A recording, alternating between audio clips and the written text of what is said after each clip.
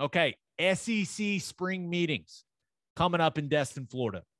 I know everyone is probably just hoping that Jimbo and Saban fist fight, and I get it. But there's actually some important stuff that is going to be discussed there that will affect OU once they get into the Southeastern Conference. And, of course, it's always Ross Dellinger on this, man. That guy, we got to get to know him before OU gets to the SEC. I mean, that dude is dialed in. But he put out an article in Sports Illustrated about the future of SEC scheduling. And clearly, OU and Texas will make the SEC a 16-team conference. And it sounds like they are down to 2 scheduling models once OU and Texas get into the league. Number 1+7, meaning 1 permanent opponent and 7 rotating opponents, giving you 8 SEC games. The second option, 3+6, meaning 3 permanent opponents. That's not easy to say. 3+6, 3 permanent opponents and 6 rotating opponents, which would give you 9 SEC games. That I feel like I know where both of us are going to fall on this issue, but are there any reasons why you think someone should look at the 1+7 model and go, yeah, that's the model we all want. Yeah, that's the one. Here's the thing. I want 9 conference games, not 8. I would prefer of the 2. I wish it was 1+8. That's what I wish it was. Now, 1+7, obviously Oklahoma would be locked in with Texas, and you'd have 7 random opponents. I'd be fine with that. But it all goes back to the same thing for me. I want even scheduling. And I don't trust that you're going to get even scheduling at all. I know that's what Sankey is saying. I know that's what they've talked about. But they could do that right now. Whenever they say that's what we want to get to, well, get to it right now. That's my hang up on both of these is, are we going to get the even scheduling like we're being told? And I don't trust it. I hear you. So there's an interesting part of Dellinger's article where he talks about once OU and Texas are there, there's a pretty clear line between the top 8 and the bottom 8 in the league. So basically you look at the top 8 and OU and Texas would be in that top 8 with how big of brands they are. But the other 6 would be Bama, LSU, Auburn, A&M, Georgia, and Florida, while the bottom 8 would be Tennessee, South Carolina, Arkansas, Kentucky, Vanderbilt, Ole Miss, Mississippi State, and Missouri. And the compromise, right, to get the bottom 8 on board for the 9 conference games would be, if you're one of the bottom 8 teams, your permanent opponents, you would only have one of the top 8 teams as your permanent opponent.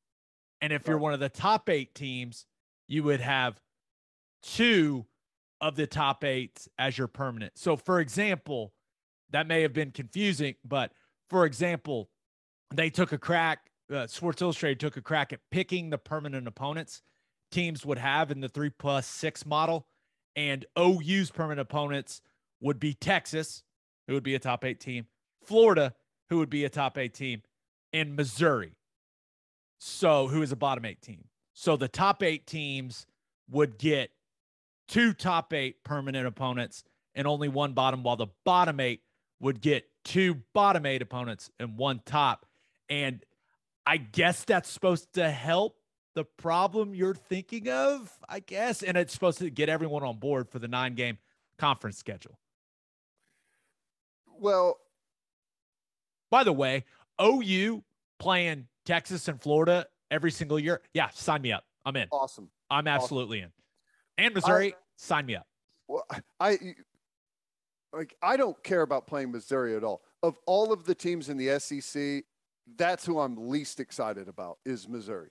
Which is good because you would hope that that'd be a consistent win for the Sooners, right? That doesn't hurt anything. I just feel like we're going to be permanently linked with Missouri no matter what happens. Like, oh, hey, yeah, you guys used to be in the Big 12 together. You guys should set up a permanent back and forth. Like, I'd rather have a permanent back and forth with anyone else, but that's fine. My question is, what does permanent mean? Because Tennessee, like most of the teams right now in the bottom 8 are better than Texas. Most of them, right? Solid percentage of them.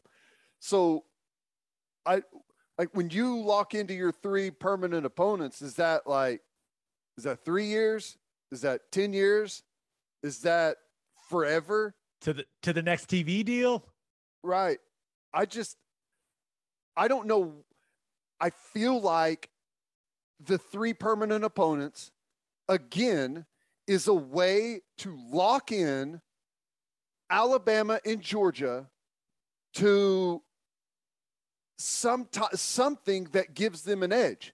I don't know why you need 3 permanent opponents. I don't know why you wouldn't do, because the top and bottom 8 change every year. If you did 1 + 8, you can change that every year if you want and make it to where you're taking from the top and the bottom 8 as you deem those teams.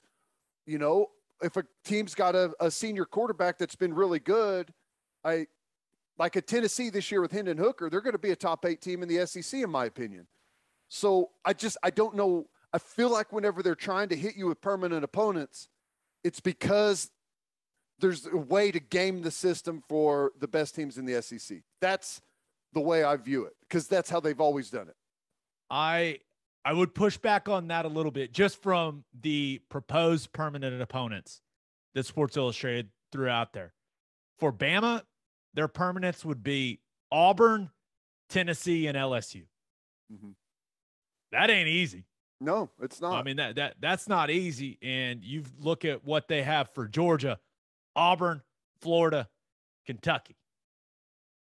So there's not a perfect system, right? Because I understand the people that want the 1 + 7, they look at it, they say 8 conference games. That's what we've been doing. It would allow teams to schedule 4 non-conference games. It would allow some of those teams maybe in the bottom 8 to schedule a cupcake game, rack up a win.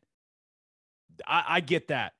But I think the SEC, you've got to play 9 conference games. You're a 16-team conference. Like you can't play less than 9 conference games. And there is one question I have about it from OU's standpoint, and I guess from Texas's standpoint as well. When you're playing 9 conference games, that means you're going to have 5 home games, 4 road games one year. And the next year, you're going to have 4 home games and 5 road games, right? Because 9 is an uneven number. I'm not great at math, but I know that. With OU and Texas playing in the Cotton Bowl, playing a neutral site game, are they going to guarantee OU and Texas 4 home games each year separate from that game? Or are there going to be, like, is there going to be a year where OU is the quote unquote home team for OU Texas, and then they only have 3 SEC home games? Like that can't happen. So yeah. that's my big question about that format for OU. Is like, okay, what does that mean for OU and Texas because of that neutral site game? And I know they're not the only team that plays neutral site games, but that would, with that being one of your. Is that how it happens now in the Big 12? Say that one more time. Because we play 9 conference games in the Big 12 right now. Is that how it rolls out for us right now that we've got 4 and 5 rotating? Dude, have you ever paid attention to that? I haven't. No. I know I haven't counted it, but this format got me thinking about it. It's like, wait, so OU, some years they could have OU Texas in the Cotton Bowl and then only 3 home conference games. Like I don't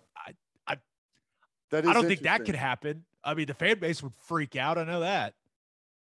That would be Maybe I'm That'd be thinking about something. it wrong. Am I dumb? Am I thinking about it wrong? Because if you're Mm, playing 9, it's 4 and 5, and you would assume that every team, it would just be like every other year. You'd have 5 home, then 4 home, 5 home, 4 home. maybe it would just be 4 and 4, and then you just alternate that Texas. Is that what you're saying, that they or Yeah, they would they just would they lock guarantee OU that? in Texas and like, hey, you permanently, we're going to give you guys 4 home SEC games, and then that 5th one is your neutral site game. It doesn't count. So My guess is they will probably not do I that. that's what I was thinking. That was like, so I was like, oh man, there could be years in that 3+6 format. There technically could be years where OU's only got 3 SEC games in Norman. Yeah, I don't like that. I don't either. It's wild. But the good thing, I guess, is our non-conference coming up is going to be really good. Like, it's going to be pretty much routinely solid over the next several years. So, and I think that, a lot of this and, the postseason deal that they're talking about, SEC going at it alone in the postseason, like, if that happens, which I don't know what that would do to being able to schedule outside of the SEC, could make it pretty difficult for non-conference, but I think the schedule is going to be really good coming up for OU. Yeah, so that's another important thing that's going to be discussed at those SEC spring meetings. Pete Thamel from ESPN, he put an article out there about the SEC considering its own playoff. And Greg Sankey, he said it publicly. It's important for the SEC to explore all the possibilities.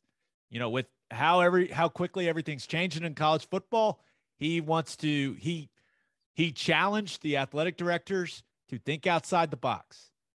And I think Greg Sankey is still just really pissed about college football playoff expansion not happening.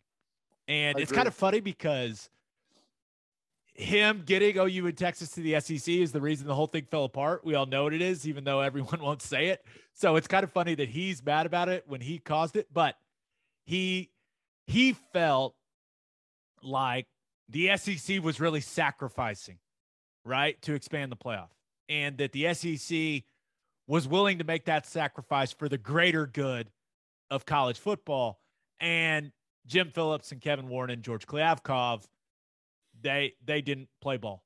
The funny part is Bob Bowlesby, who should be more pissed than anyone, was still willing to push for playoff expansion. Be like, yep, it's best for the league. I'm still very angry about my 2 biggest brands leaving, but we'll do it because it's best for college football. But the alliance couldn't figure out. And Ted, the SEC and Sankey putting this out there, it feels like a bit of a warning shot to the Big Ten, to the Pac-12, and to the ACC. I think everything that Greg Sankey does is rather calculated, and this felt like him saying, hey, figure it out over there. Figure it out. Yeah. Well, it's interesting how those folks are going to respond to it, because I think it's really interesting, but I don't think they can pull it off yet. If you think about it right now, OU and Texas going to the SEC gives you 16 really solid schools. You've got, obviously, some are still way better than the others, but if you did a self-contained playoff that didn't have Notre Dame, Clemson, Ohio State, Michigan, USC, Oregon, Penn State, Wisconsin, Florida State, Miami, Iowa, like those are big brands, not every year, but good schools that need to be a part of the system. So I find it hard to believe that you could do it without those type of schools and call it, a national championship or whatever. But if you could pull, like, I feel like the ACC is the weakest. If you got Notre Dame, Clemson, Florida State, Miami, and you're at 20 teams, now you're talking about a self-contained playoff that, in my opinion, would have a ton of legitimacy. Now, I know the ACC's media rights deal is forever, essentially. Till 2036, if my memory serves me correctly. I will say this, though. The SEC, they are absolutely married to ESPN. Right. You know who the ACC TV deal is with? That's right. And I know that there's no way that they want that until 2035. ESPN, if there's more money to be made, which there is, I don't think they would want to be locked into that. Like right now, it's good to lock it in to that system because you probably beat the ACC over the head with it, and they were just happy to sign anything. But if you have the ability to do something like Notre Dame is obviously the freaking square peg, like it always is. But, you know, if you could pull off something like that, now all of a sudden a self-contained playoff all looks really interesting.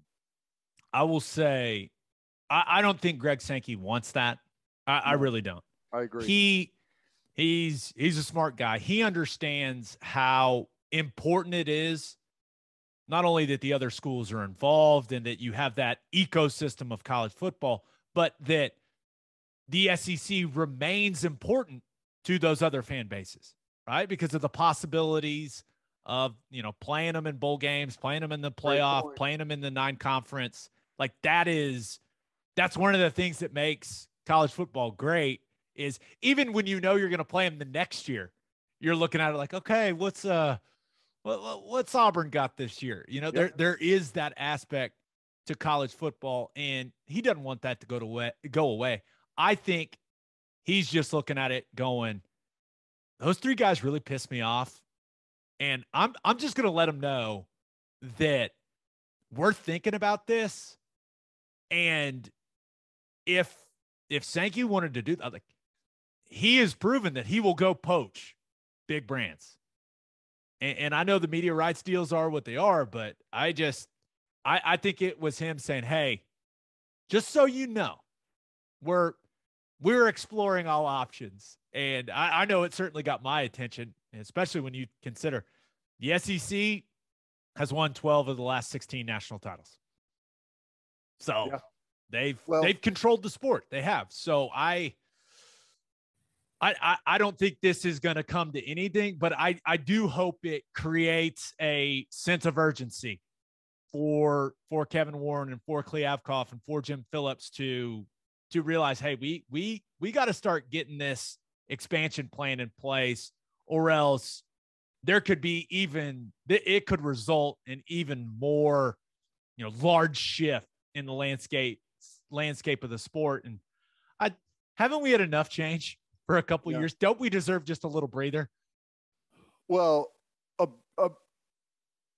breather, but some change that every fan base in the country, like maybe Alabama and Georgia don't want an expanded playoff, but I'm pretty sure that everyone else in the country does, because they want to feel like they've got more of a shot of being in the group of haves versus the have-nots, right? So if it's something that everyone can agree on, and I know it's not unanimous, but I feel like an expanded playoff would be massively embraced by college football fans everywhere. Yeah. I know there's the old schools that don't want it to turn into NFL 2.0 with an expanded playoff, but they won't be upset whenever their team makes the 12-team playoff. It will be exhilarating, especially when it's a team that no one would expect to make the 12-team playoff. Like you look at last year, Pitt.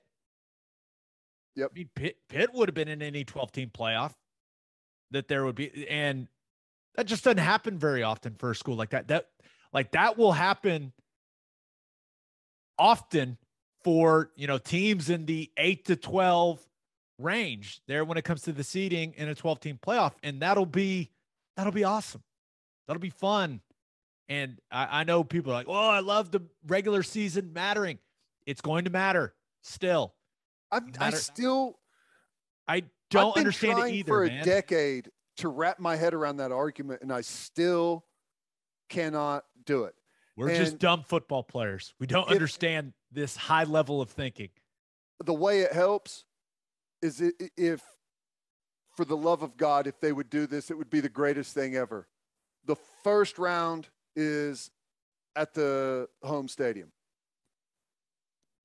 Can you imagine hosting a playoff game in Norman? How awesome that would be. Oh,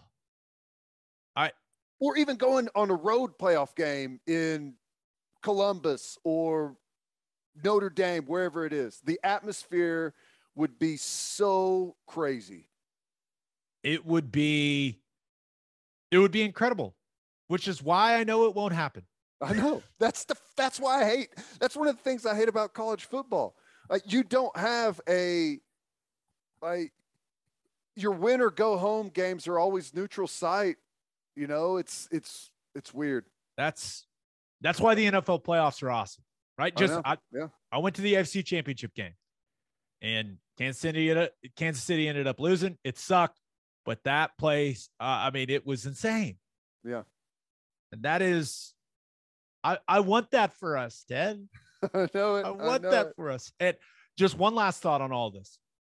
I was doing Big 12 radio this week, and we were talking about this SEC, 9 games versus 8 games when it comes to the future scheduling. And it made me think about the future of the Big 12. And I want to make this clear. Like, OU and Texas are going to leave. We're going to start talking a lot more SEC on here. We're probably not going to talk much Big 12, but you and I will always be Big 12 guys. That's just played in the Big 12. So it's always going to have a special place for us. And I was thinking about the new commissioner for the Big 12 and what should be top of the priority list. And I really think when you look at the future projections for revenue, right, for these conferences, and there's just this huge gap developing. It's already there, but it's getting even wider between the Big 10 and the SEC and everyone else. The Big 12, once OU and Texas leave, they need to play 10 conference games. And then they need to require that one of their 2 non-conference games is against a Power 5 team. That's a rule right now in the SEC, by the way. You have to play another Power 5 team in your non-conference slate in the SEC. And I think that brings value to the Big 12. It allows it. I think it's good marketing, right? We're the only conference that plays 10 conference games. I think that plays really well and would give them that angle when it comes to talking about the league and promoting the league. But I think it also gives you, and maybe I'm not thinking of it correctly, it also gives you a negotiating tactic. Like if you establish that now, that you're going to do that, it allows you to use it in negotiations for a new media rights deal, which is coming up. Soon coming up. So I know you're losing your 2 biggest brands. You have to do something different. You have to get creative to keep people interested in the league and talking about the Big 12. And I think that would be a good place to start. And maybe I'm not thinking of the consequences of doing that, but I thought it was a good idea. I thought that was something the Big 12 should do. I like that. I'll tell you what else they should do. They should make an agreement with the Pac-12 to the winner of the Big 12 and the winner of the Pac-12 schedule the season opener for the next year. Oh, that would be sweet. Yeah, because I know they're going to be like, well, God, we got a good team. Why would we want to do that right out of the gate in the non-conference? Because you need eyeballs, man. You need eyeballs. And if the argument's like, oh, well, there's a lot of planning, and that just block that stadium in Vegas out. And I hate the neutral site game. I do. Right. But if that's the issue, these fan bases in the Big 12 in the Pac-12 don't go to games. They don't. For the most part, play it in Vegas. People show up. That's right. And we learned that the whole, it's just too hard to pull the scheduling off. We learned that is not true. Okay. Well, you can schedule games in 36 hours.